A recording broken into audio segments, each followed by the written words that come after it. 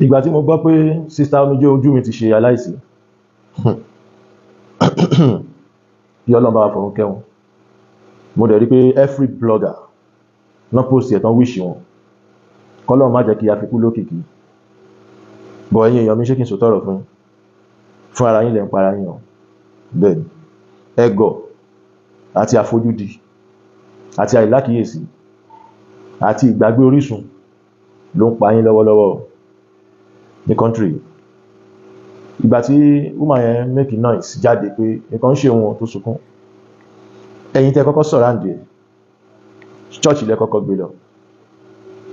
tí pastor yẹn ń ṣàdúrà fún tó ló ń command nǹkan tó wà lẹ́sẹ̀ pé kó kúrò, fídíò yẹn máa tàjẹ̀ sísàlẹ̀ báyìí.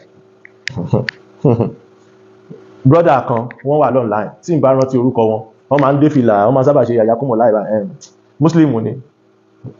traditionalist ni, ọmọ Ọ̀rúnmìlà ni, àmọ́ bí tó ti tán mọ́ Muhammadu. ó béèrè pé kí ni health result sister yìí, ẹ̀dẹ̀ ṣe bí pé rí mánu yẹn. mo mọ̀ má sọ̀rọ̀ sí mátà sister Omijé Ojú mi torí mo rí pé ẹ láfojúdi gan. ó pè yí kẹ́ fi fẹ́ńsà àbí G-Wagon kẹ́ fi lọ ṣe Thanksgiving ju pé kẹ́ fi owó take care health yín lọ. ikú kan náà ló máa pààyàn, àṣọ pé kú kọ́kọ́ tọ́ lọ́jọ́ bá dé kò sí nǹkan tó lè yẹ. ló dífá fún Boko Haram tó ń pa everybody tẹ́ẹ̀kọ́ ń ké táwọn dẹ̀ ń succeed operation wọn. gbogbo làálàá tá à ń ṣe ṣẹ́rí ṣé kí n sọ kíní kan fún yín, ìrẹ́jẹ ò sí nínú fọ́tò, ẹ gbàgbé ọ̀rọ̀ AI. ṣẹ́rí ẹ̀yin tán ti fi miracle tán ti fi damage system yín, tán ti fi damage ọpọlọ yín, tẹ́ ẹ̀ bá ṣọ́ra bẹ́ẹ̀ ṣe máa bá kú nìyẹn. àwa máa sọ tiwa, ẹ fẹ́ ẹ kọ̀, a máa sọ tiwa. ṣẹ́rí kò sí ẹ̀dá alààyè kan tí ò ní àìsàn kan àbí méjì lára,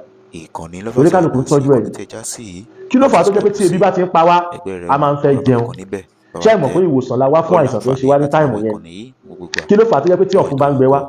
a máa fẹ́ mu mi? kí ló dé tá a sọ pé Olúwa o, ọ̀fun tó ń gbẹ mí, mo fẹ́ kó end. ẹ jẹ́ ká get out of stupidity. wọ́n sọ pé onígbàgbọ́ lẹ́nu kí Kristẹni ni, láti ìgbà pé ẹ̀yin kọ́ ló nígbàgbọ́, àwa gangan tá a jẹ́ ọmọ aládé, ọmọ Oòduà, àwa gangan ló nígbàgbọ́, nítorí pé a gbàgbọ́ nínú gbogbo tọ́lọ̀ ń dá látara ewé, egbò, ẹranko àti gbogbo nǹkan láyé. bọ̀tì ìgbà tẹ́yin fẹ́ gbàgbọ́ ti yín, ẹnìkan kú fún yín, ó ti kó ẹ̀ṣẹ̀ yín lọ, pé kódà kò sí ẹ̀ṣẹ̀ mọ́ láyé. ta ló wá ní èrè ẹ̀ṣẹ̀ tẹ́ ń jẹ lọ́wọ́ yìí? ta ló ní ìyà tẹ́ ń jẹ lọ́wọ́ yìí? ta ló create ẹ̀ fún yín? ṣé ẹ̀ṣẹ̀ṣẹ̀ create lè brand new one? ìgbà tẹ́ tún máa wí tán, ẹ tí wàá sọ pé Olúwa kò fẹ́ kú ẹlẹ́ṣẹ̀ lẹ́yìn kó ronú kó wàdà, ṣe bẹ́yàn kan ti kó ti tẹ́ṣẹ̀ yín lọ. àníkẹ́ stop dìdìrín tẹ́ ń ṣe sẹ́, dìdìrín pátápátá lẹ̀ ń ṣe. máa yẹn sọ pé òun control àìsàn. ṣé rí àdúrà prayer tẹ́ ń pè ní prayer, àdúrà abéèrè ní lọ́dà wa Yorùbá, lọ́dà wa aládé, abéèrè làwa ń pè, ìwúrí làwa ń pè, kò lè sọ́ọ̀fù sickness yín. mo rántí ọjọ́ tí wọ́n sẹ́ndì fídíò fọ́tò woman kan sí mi tó kú sí MFM. mo ní mi ní ṣe program lórí ẹ̀ láíláí. ẹ rí pé mo stop àti máa bú àwọn pásítọ̀ ni torí ẹ̀yin ọmọ ìjọ ni, torí ẹ̀yin ọmọ ìjọ, torí mo rí pé ẹ foolish, wọ́n ti da system yín, wọ́n ti bà ayé yín jẹ́ sínú miracle. mo ń ta àgbo, mo ń ta ọṣẹ, màá máa sọ fún yín lọ́la yẹn pé kò sí miracle kankan nínú ẹ̀, bọ̀ torí nǹkan tí mo sọ yẹn ẹlòmíì máa sá. ẹ láìkì, ẹ nífẹ̀ẹ́ tàn, ẹ̀yin èèyàn ẹ nífẹ̀ẹ́ tàn gan, you love lies, ẹ dẹ̀ ń para yín, nǹkan ṣe yín. máa yín pariwo kí ni health result yìí, máa lady kò pọ̀ mọ̀ nǹkan tó ń ṣe, pé òun lè help ẹ̀, láti ẹgbà pé mi lè sọ̀rọ̀ ẹ̀, torí tó bá lówó gan tẹ́lẹ̀ mi lè ṣiṣẹ́ fún ẹ, gbóhùn fẹ́ lọ rí, àwọn lè lọ opportunity, bóyá wọ́n lè ní ìyàwó tó ń ta ewé ọmọ àbí nǹkan, èmi ò ní, mo gbogbo nǹkan tí bá fẹ́ ṣe mú wa lọ́ọ́ ra ni tó mi ò ní èmi ò l'opportunity àti ṣe nǹkan fún yàn ní ọ̀fẹ́ bẹ́ẹ̀ bọ́sẹ̀ rí tó bá sọ fún yàn lọ́sibítù pé má lo àgbo wọ́n tàn ẹni o bí mo ṣe wà yìí mi ò láìsàn kankan lára bẹ́ẹ̀ mi ò ní àìsàn kankan lára o bóyá agídí téèyàn bá lágídí bóyá àìsàn ni mo lágídí o mo dẹ̀ ní skúṣì lórí gidi tó yẹ pé mi ní gbà tó bá fi dọ̀kúlọ̀ lọ mi ò ní gbà ẹ̀yin èèyàn mi kí ló dé tí ẹ ń fi oògùn inú rún wo torí fífọ́ ṣé ẹni tó kọ̀ máa ń di àìsàn ìwèrè tó lóun kọ̀ máa ń di àìsàn lọ́jọ́ yẹn ń sìn ṣé àìsàn yẹn wá kúrò lára lédi yẹn òun ló padà pa ẹni kó fọkàn balẹ̀ pé olúwa ń bẹ lẹ́yìn ẹ̀ téèyàn dẹ̀ síkì tó dẹ̀ ń pariwo gbàmígbàmí ẹ ti yẹ kẹ́ sáré gbé lọ lé babaláwo ẹ ti yẹ kẹ́ sáré gbé lọ lé oníṣègùn ẹ ti yẹ kẹ́ lọ gba àgbo oríṣiríṣi fún ẹ wá jókòó lórí faith mo mọ̀ pé bó ṣe kú yẹn báyìí sìn ẹ wá mí kanlẹ̀ ọpọlọ díẹ̀ nínú yín máa tún ṣí pé ṣe ìṣepẹ́ ń para yín lọ lélẹ̀ fibroid ló pa celebrity ṣinṣin ọmọ tó fáyìn tó rùmúrùmú ọmọ kékeré yẹn tiktok kìíní fibroid ló pa fibroid tó yẹ pé tí n bá to àgbo ẹ̀ ń bí wàá yà á dànù ni ò ní yà á dànù pé fibroid ló pa celebrity ṣinṣin fibroid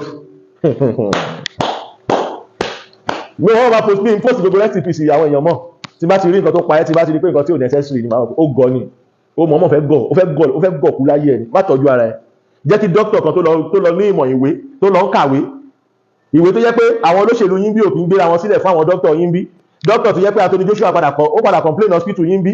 jẹ́ kó ba ayé ẹ̀ jẹ́ kó sọ fún ẹ pé má lo àgbo ibi táwọn ń gbórí wọ̀ bóyá o mọ̀ jẹ́ kó destroy life ẹ̀ jẹ́ kó sọ fún ẹ pé àgbo ò dáa o torí kidney problem àgbo kidney problem ẹ̀yin náà wọ ọpọlọ yín kí ló fi sínú àwọn kìíní tó ń tà fún yín ní hospital yẹn kí ló wà bẹ́ẹ̀ the same àgbo yẹn náà ni wọ́n á ṣe pélébé fún yín wọ́n á tún wá tà á lówó tó wà expensive fún yín but ẹ nígbàgbọ́ nínú yẹn àìsàn tó bá ti hospital wò tó tẹ́ bá ti rí pé kò sí solution bẹ́ẹ̀ ẹgbàna spiritual you can never cancel spiritual because when you said you want to use religion cancel spiritual ẹ fẹ́ máa fi para yín bẹ́ẹ̀ ṣe ń kú lọ díẹ̀díẹ̀ yìí mo wá sí bíbáyìí láti wá ṣe ìkìlọ̀ gan fẹ́ni tó bá sick má jẹ́ kán gbé ẹ lọ lé oní prayer bàbá ẹ bímọ ẹ̀yin lẹ bímọ yín ẹ make a decision fúnra yín ẹ má jẹ́ kẹ́ bí kankan make a decision fúnra yín torí pé ẹbí tó fẹ́ make a decision fún yín pé kẹ́ gbé lọ lé ìjọsìn yẹn wọ́n fẹ́ pa ọmọ yẹn ṣé ẹ bá ti rẹ́ni tó sick tó sọ fún yín pé kẹ́ gbé lọ sọ́dọ̀ pastor àbí kẹ́ gbé lọ sọ́dọ̀ wòlíì kan wọ́n fẹ́ pa ni wọ́n mọ nǹkan tó yẹ kán ṣe wọ́n dí bọ́ọ̀lù fún di eléyìí ẹ̀yin èèyàn mi kọ́lọ̀ bá fọ̀run kẹ́ omi ojú mi á ti dá òótọ́ mọ̀ lọ́nà ọ̀run báyìí ẹ sick wọ́n máa gbàdúrà fún yín pé àìkọ̀mọ́ kí ló kọ̀mándì wèrè tó sọ̀rọ̀ báyìí sàn wà lára ẹ̀ kí ló dé tẹ̀ ń tanra yín kí ló dé tẹ̀ ń dara yín láàmú kí ló dé tẹ̀ dá òótọ́ mọ̀ tẹ̀lé ń tẹ̀lé rán ẹ lè ṣe bí pé ẹ̀rí mánu yẹn tó béèrè health resort woman yẹn gbà yẹn ẹ wá kọrí sígbó ẹ fọ̀nálẹ̀ lédi yẹn ti kú báyìí o bí egbin ọ̀run náà ṣe kú nìyẹn o ọfà inú ara ló pa egbin ọ̀run dànù láti ẹ̀gbà pé àwọn náà tanra wọn jẹ torí ẹ̀yin náà ń fòògùn sílẹ̀ lọ́nà ẹ̀kọ́ tẹ́ ẹ̀mọ̀ díẹ̀ tẹ́ ẹ̀ fi sílẹ̀ ó máa ṣe o ẹ máa láìkẹ́ máa tanra yín tẹ̀ àwọn náà ń fòògùn sílẹ̀ lọ́nà ẹ mú iyọ̀ kíní kan ẹ̀gún ìdílé ni màá kàn wọ́n pé a máa ń gùn yín lọ́nà yẹn lóríṣiríṣi but ṣẹ́rí tó bá pẹ́ ẹ lọ́pọlọ gbogbo ẹ̀yin wèrè tẹ́ máa wá sọ́dọ̀ mi pé ẹ ti náwó náà ẹ má wà ráwọn ẹ ti náwó kan lọ́dọ̀ mi máa fún yín lépè o ìyẹn ọ̀kan mi o torí èmi kọ́ mo kó bá èmi kọ́ mo ní kò gọ̀ o tójú ẹ̀ ò bá ti lè sọ fún ẹ pé right way lélẹ́yìí lọ náwó yẹn gbà kan kó sinmi ara ẹ̀ òun wọ́fẹ̀ òun wáfà ẹ̀ tó bá pàdé òfò ń bẹ̀ náà ẹjọ́ gara yín ló lè ṣèbí wọn náà wá ẹni tó gbà ní Africa Nigeria kò sí ẹnì kankan tó kú fún ẹ̀ṣẹ̀ ó la ojú ẹ̀ dáadáa kó jẹ́ kọ́pọ̀ lọ ẹ pé kò sí ẹnì kankan tó kú fún ẹ̀ṣẹ̀ wàá dá jèrè ẹ̀ṣẹ̀ ẹni àbí kọ́lọ́run dáríjì ẹ̀ tó bá lè tọrọ ìdáríjì tọ́lọ́run bá lè dáríjì ẹ̀ sísá yẹn ti kú o.